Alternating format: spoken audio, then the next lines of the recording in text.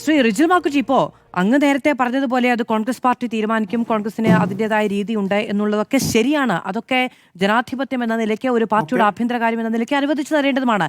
ഇത് പുറത്തേക്ക് വരുന്നത് മുഴുവനും കോൺഗ്രസ് നേതാക്കളുടെ പ്രതികരണങ്ങളിൽ നിന്ന്, ഫേസ്ബുക്ക് പോസ്റ്റുകളിൽ നിന്ന് ഒക്കെ തന്നെയാണ്. അല്പം മുമ്പ് നമ്മൾ കണ്ട കാഴ്ച എന്താണ്? വി.ഡി. സതീശൻ എറണാകുളത്തേക്ക് എത്തുമ്പോൾ അദ്ദേഹത്തിന് മുദ്രാവാക്യം വിളിക്കുന്നത് വി.ഡി. സതീശൻ നേതാവേ എന്നല്ല, CM എന്നാണ്.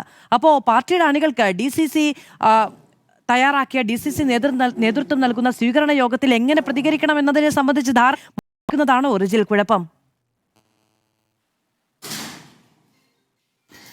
ശ്രീമതി മാധു, ഇപ്പോൾ കേരളത്തിലെ തെരഞ്ഞെടുപ്പ് രംഗത്ത് ബഹുമാനിയായ പ്രതിപക്ഷ നേതാവ് പറഞ്ഞു ടീം UDF, ആ ടീം UDF നേടിയിട്ടുള്ള ഒരു വിജയമാണ്.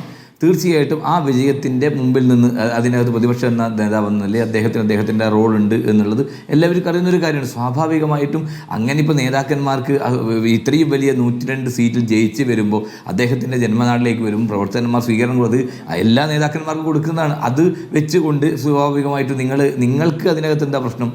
വി.ഡി. സതീശൻ അദ്ദേഹത്തിന് ഒരു സ്വീകരണം കൊടുത്തത് കൊണ്ട് അതുമായി ബന്ധപ്പെട്ട് ആ രൂപത്തിലേക്ക്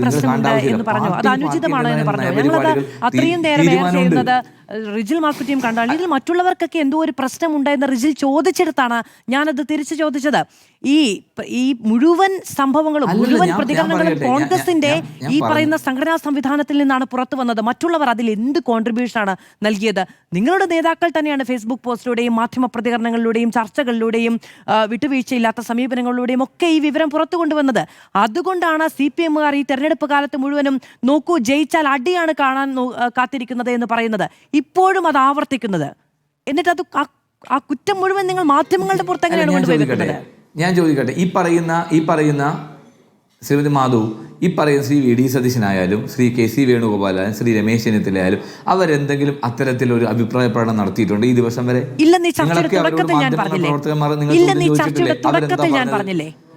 അതെ, ശ്രീ വി.ഡി. സതീശനും ശ്രീ KC വേണുഗോപാലും ശ്രീ രമേശ് ചെന്നിത്തലയും എന്താണോ പറഞ്ഞ ആ പറഞ്ഞ കാര്യം തന്നെയാണ് എനിക്കും പറയാനുള്ളത്. അത് പാർട്ടിയുടെ നയം, പാർട്ടി അതുമായി ബന്ധപ്പെട്ട പാർട്ടിയുടെ സംഘടനാപരമായ രീതി അനുസരിച്ച് അത് തിരഞ്ഞെടുക്കപ്പെടും എന്നതിനെ സംബന്ധിച്ച് ഒരു തർക്കമില്ല. നിങ്ങൾക്ക് പ്രശ്നം വേണ്ടെന്നേ. നിങ്ങൾ കഴിഞ്ഞ തെരഞ്ഞെടുപ്പിൽ ഓവർ ടൈം പണിയെടുത്തവരാണ്, പ്രത്യേകിച്ച് ഈ LDF-ന് വേണ്ടി കേരളത്തിലെ ജനങ്ങൾ. ഇപ്പോൾ റാഷിദ് ഇവിടെ സൂചിപ്പിച്ചതുപോലെ റാഷിദിന് ഒരു മെക്കാനിസം ഇല്ലാതെ അദ്ദേഹത്തിന് കൃത്യമായി ബോധ്യപ്പെട്ടു എന്ത് കേരളത്തിൽ ഇതാണ് സംഭവിക്കുന്നത്. നിങ്ങൾക്ക് ഈ 14 ജില്ലയിലും ഈ റിപ്പോർട്ടർമാർ സഹകരണ സംവിധാനം ഉണ്ടായിട്ടും നിങ്ങളുടെ വിശകലനത്തിൽ നിങ്ങൾ എന്താ പറയുക? അപ്പോൾ നിങ്ങൾക്കാണ് തെറ്റുപറ്റിയത്. നിങ്ങൾക്കാണ് ഞങ്ങളുടെ വിശകലനത്തിൽ ഞങ്ങൾ ഒരു സർവേ നടത്തിയിട്ടില്ല എന്നെങ്കിലും നമുക്ക് മനസ്സിലാക്കും. ഞങ്ങൾ പ്രേക്ഷകർക്ക് വേണ്ടി ഒരു പോളാണ് നടത്തിയത്, ഇലക്ഷൻ പോളാണ് നടത്തിയത്, സർവേ നടത്തിയിട്ടില്ല. വസ്തുതാപരമായ തെറ്റാണ്. ഇലക്ഷനിൽ സർവേ നടത്തിയിട്ടില്ല. അങ്ങ് വസ്തുതകൾക്ക് വിരുദ്ധമായി സംസാരിക്കാതെ. ഒരു മിനിറ്റ്, അങ്ങ് പറയുന്നത് തെറ്റാണ്. ഇവിടെ സർവേ നടന്നിട്ടില്ല, അതൊരു ഇലക്ഷൻ പോളാണ്. അതിന് ഒരു സൈറ്റ് സെറ്റ് ചെയ്യുകയും അതിൽ ആളുകൾക്ക് വോട്ട് ചെയ്യാനുള്ള സാഹചര്യം ഉണ്ടാവുകയുമാണ് ചെയ്തത്. അതെങ്ങനെയാണ് സർവേ എന്ന് വ്യാഖ്യാനിക്കുകയും ഞങ്ങളുടെ സർവേയിൽ ഞങ്ങൾ LDF-ന് മുൻതൂക്കം കൊടുത്തു എന്ന് പറയുകയും ചെയ്യുന്നത്? സർവേ തന്നെ ഉണ്ടായിട്ടില്ല. അല്ല, ഞാൻ പറയുന്നത് നിങ്ങളൊന്ന് ശ്രദ്ധിച്ച് കേട്ടാൽ മതി. റാഷിദ്, നിങ്ങൾ ചോദിച്ചു, റാഷിദിന് ഒരു സംവിധാനവുമില്ലാതെ റാഷിദ് ജനങ്ങളുടെ പൾസ് കണ്ട് അദ്ദേഹത്തിൻ്റെ കൃത്യമായ വിലയിരുത്തി അദ്ദേഹം പറഞ്ഞിട്ടുണ്ട്. നിങ്ങൾക്ക് അത്യാവശ്യം നിങ്ങളുടെ മാധ്യമപ്രവർത്തകന്മാർ എല്ലാവരും ജനങ്ങളുടെ ഇടയിൽ പ്രവർത്തിക്കുന്നവരാണല്ലോ, അവരുടെ ഒപ്പീനിയൻ സ്വീകരിക്കുന്നവരാണോ?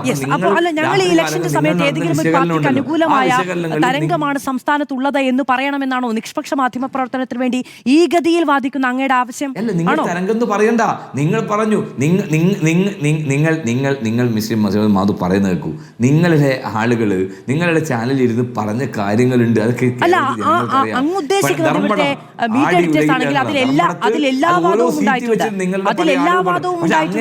അതിൽ CPM-ന് അനുകൂലമായ സാധ്യതകളെയും കോൺഗ്രസിന് അനുകൂലമായ സാധ്യതകളെയും ചർച്ചയ്ക്ക് വിധേയമാക്കിയിട്ടുണ്ട്. അങ്ങനെയാണ് ഉണ്ടായിട്ടുള്ളത്.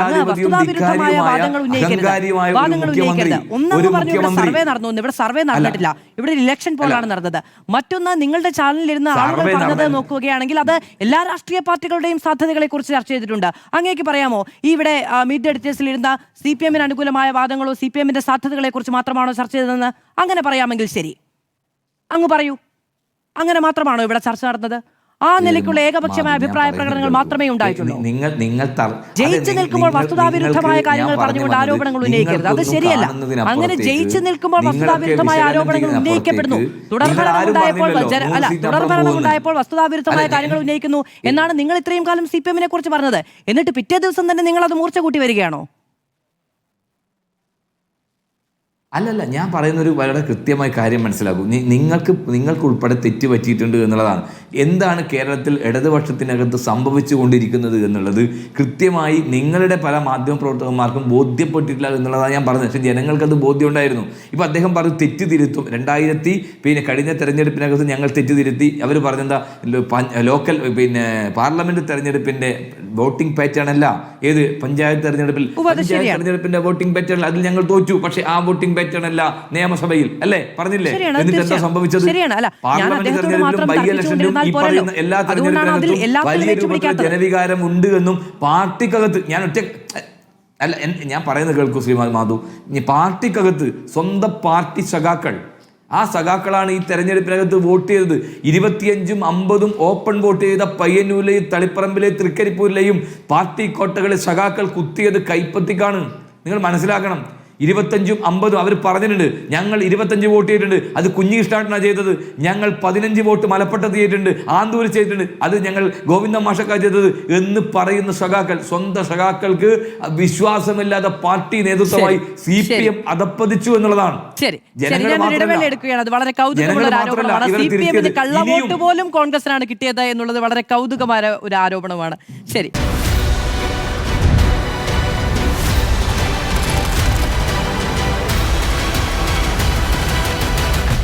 Debate with Madhu Saji.